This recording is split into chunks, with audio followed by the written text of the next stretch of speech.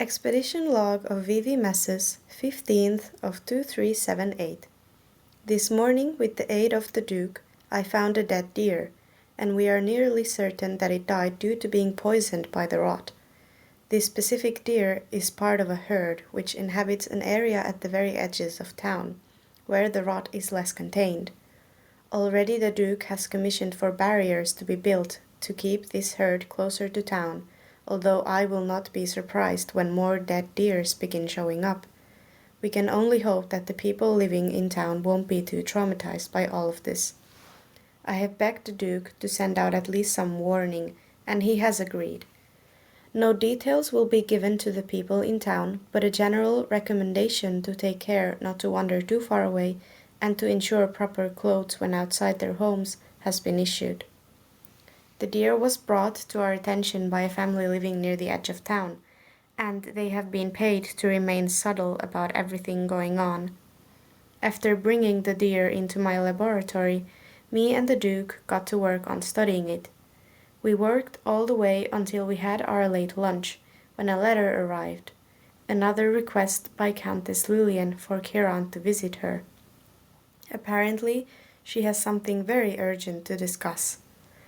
Of course, the Duke was extremely pleased. He assumed that finally Lilian was happy to accept his proposal, and so after lunch I was quickly taken to a ship which will hasten me to the Countess. I am in said ship now, for once alone. In the past week, with the help of a local technician, we managed to fix up the autopilot in one of the Duke's many fast ships. This was done mainly to facilitate all of my travels for my research here in Illyria.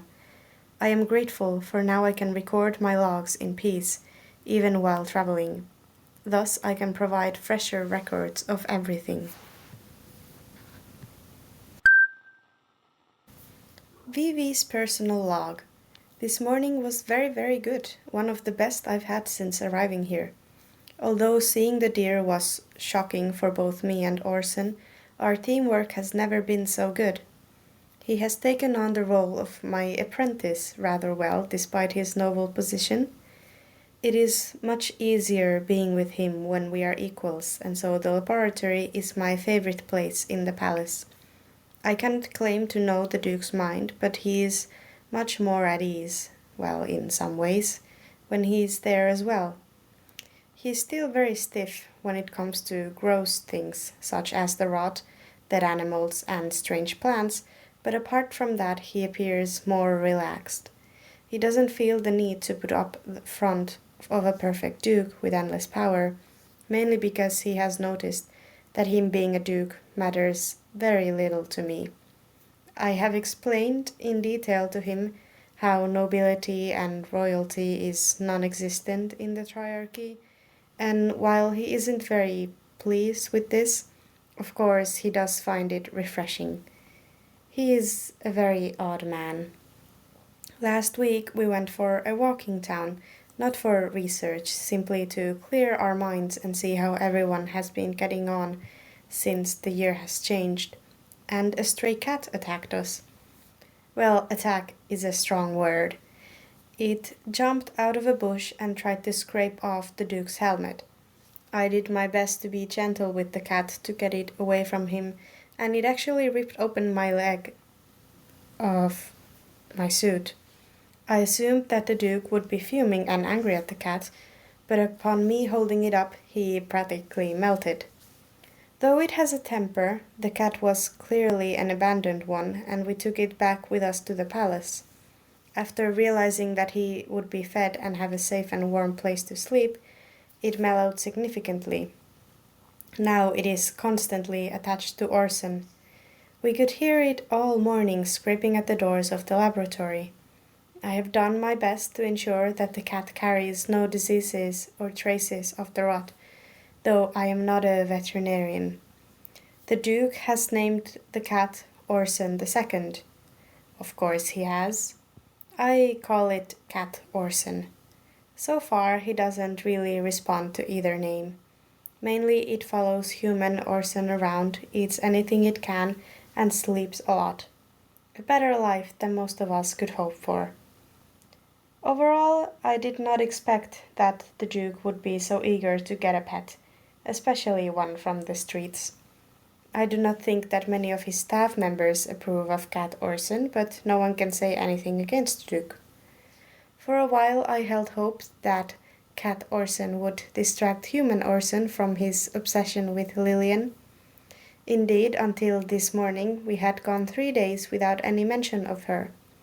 And then that fateful letter arrived. In truth, I am both excited to go back to Keaton Estate, as I really need to see that one greenhouse, but also keeping up the charade is getting more and more exhausting. Emotionally, I mean. Nobody is going to get what they want in this situation. A marriage between the Duke and the Countess is impossible, and I am certainly not helping by giving the Countess false hope. I try not to pity myself too much either. I feel pulled in both directions by them, and yet neither knows who I truly am, and they never will. I suppose I should count myself lucky to never have experienced the troubles of love before all of this. They are distracting and horrible and complicated, and I wish to free myself from the knot I feel that I am becoming trapped in.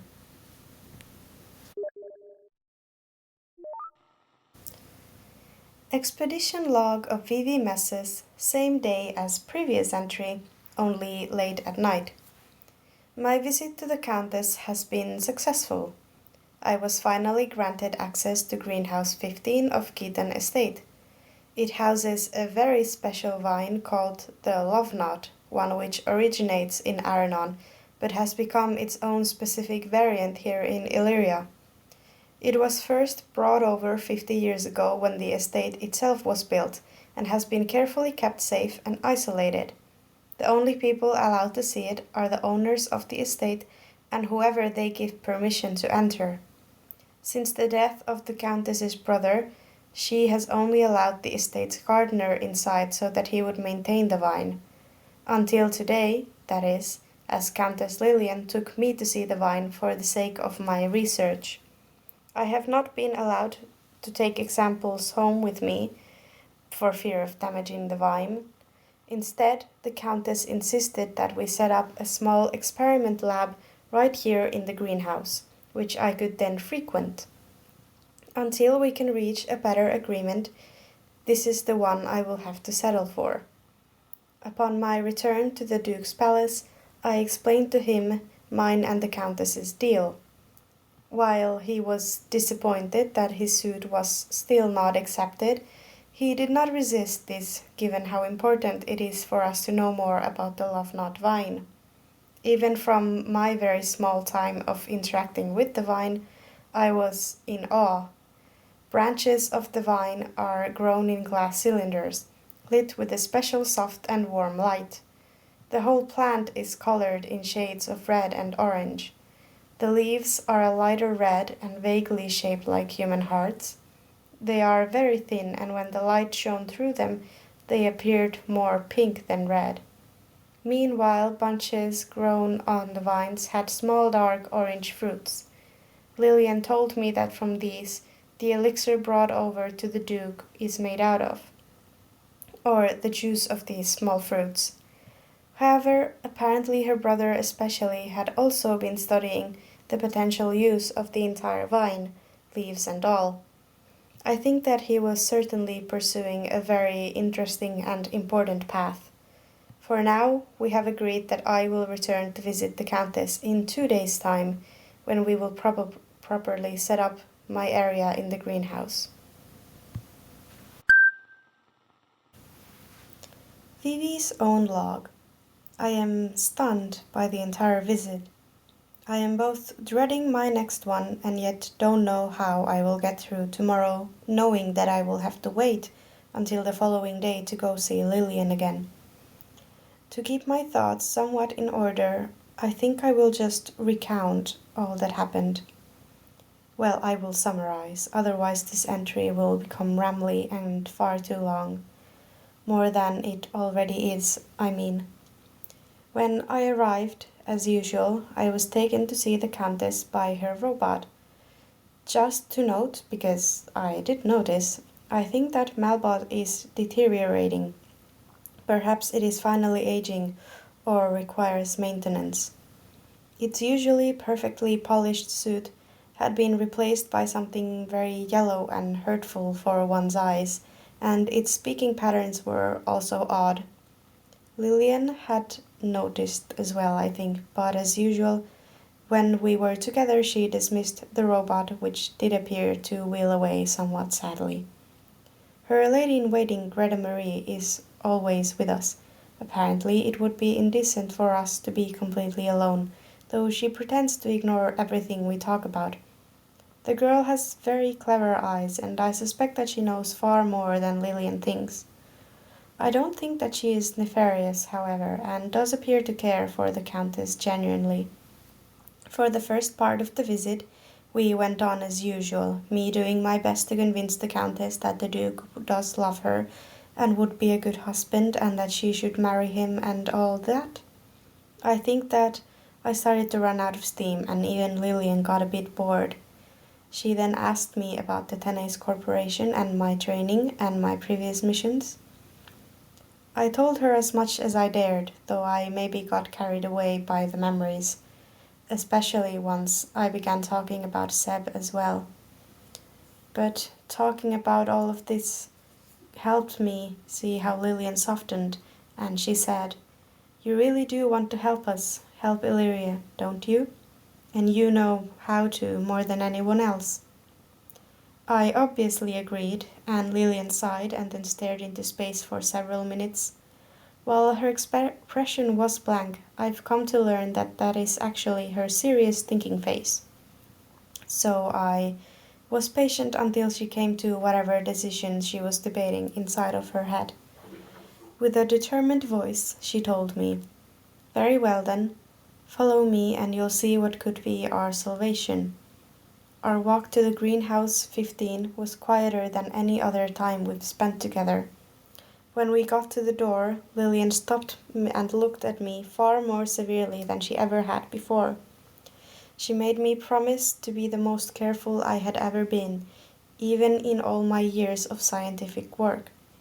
I swore to treat everything with all the care I had. Then Lilian told Greta Marie to wait for us outside of the greenhouse. I could see the girl's expression of hurt, but she did not resist. Maybe I could try to talk with Lilian about the girl. I don't see why she shouldn't be allowed inside the greenhouse with us. She might even be helpful if I give her very clear instructions. Anyways, we entered, and my breath was stolen by the beauty of the plants inside. Lilian told me that the vine was called Love Knot, and that as far as she knows, it is the only plant which can defeat the effects of the rot in Illyria. The name of the plant made me blush somewhat, though I think that I was able to hide this from Lilian. I asked her to tell me all that she knew, but Lilian confessed that she didn't know much more. Apparently her brother had been conducting far more extensive research, but she doesn't understand it. Or she doesn't want to look at it due to her grief. In fact, grief is the reason she has kept the greenhouse locked for so long. In her mind, she associates the place too much with her brother to be able to enter the space without being overwhelmed by the sadness. She told me, however, that being in the greenhouse with me made it all easier. I feel flustered and confused over everything that has happened. Obviously, I wasn't able to tell Orson the majority of what me and Lilian talked of. Thankfully, since it is very late and he likes to keep his room poorly lit, I don't think that he was able to discern what my face looked like during our conversation. But he is not an idiot. At some point, even despite his ego, he will realize that Lilian has feelings for Kiran. That is undeniable at this point. It is the reason I keep getting invited back. It is also the only reason that I am going to have access to the greenhouse, so I cannot reject her. And I will never be able to reciprocate the feeling she has for me. obviously, as she doesn't even know who I truly am.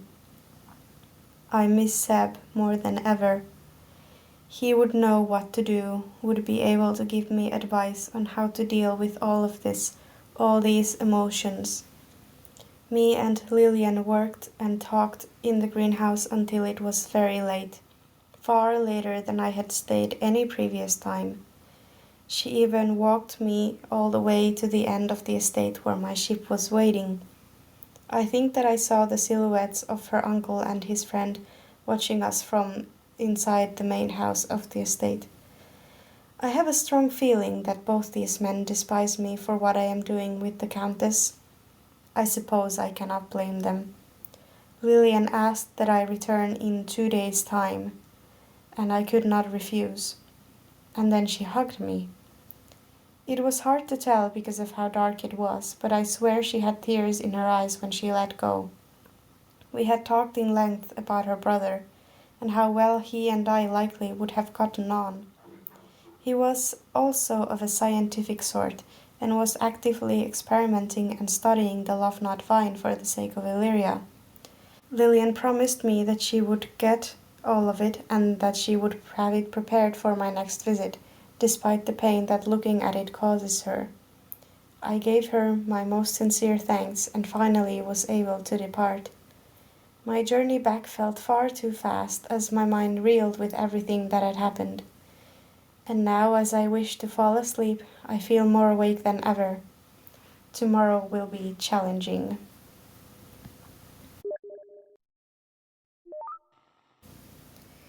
Vivi's log.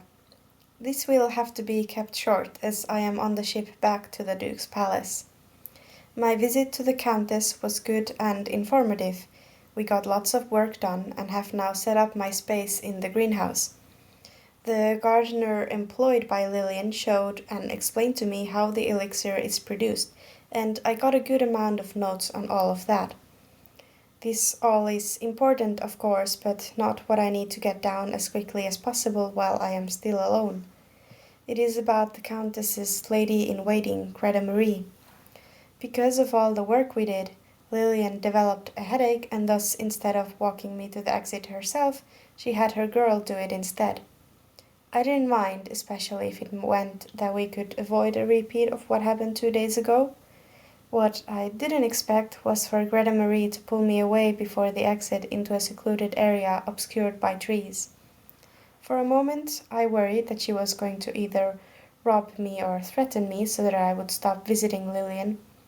Instead, she shoved a notebook into the bag I carry with me. I likely appeared to be in shock, but she gave me a brief explanation. She told me that she is working with a group called the Green Gardeners, who have been in Illyria for ages. Apparently, they know about the rot and are actually sworn to protect the moon. Greta Marie has been doing her own research on Keaton Estate for the entire 7 years that she has been employed there.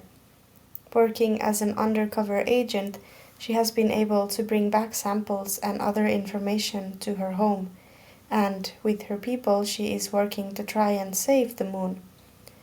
Of course, this all aligns with what I do, and due to this, Greta Marie told me who she really is. Furthermore, she revealed to me that there are and have been for years people affected by the rot, and that as part of his job as ruler of the moon, the Duke definitely knows of these people, as they are taken away for healing purposes. Given her tone, I asked Greta Marie how no one else would have told me about this before. Her expression darkened, and she said that none of these infected people ever returned healed. But she insists that with the love knot, everything should be possible. We just need to learn and develop ways of how. And apparently, her people have already gotten something. I did my best not to scream when Greta Marie took off one of her gloves and revealed a metal arm. We have some implementations of cybernetic limbs back at the Triarchy, but nothing as rough or big. From the elbow down, her entire arm is robotic. Apparently, as a child, Greta Marie suffered from the rot, but its spread was stopped by the healers of the Green Gardeners. These, however, included the severing of one of her arms and other parts which she didn't have enough time to specify for me. I haven't had a good enough look at her to know what other parts of her aren't human. No, I have almost arrived. I will return to Keaton Estate once more in 2 days' time. Hopefully I will be able to talk to Greta Marie once more.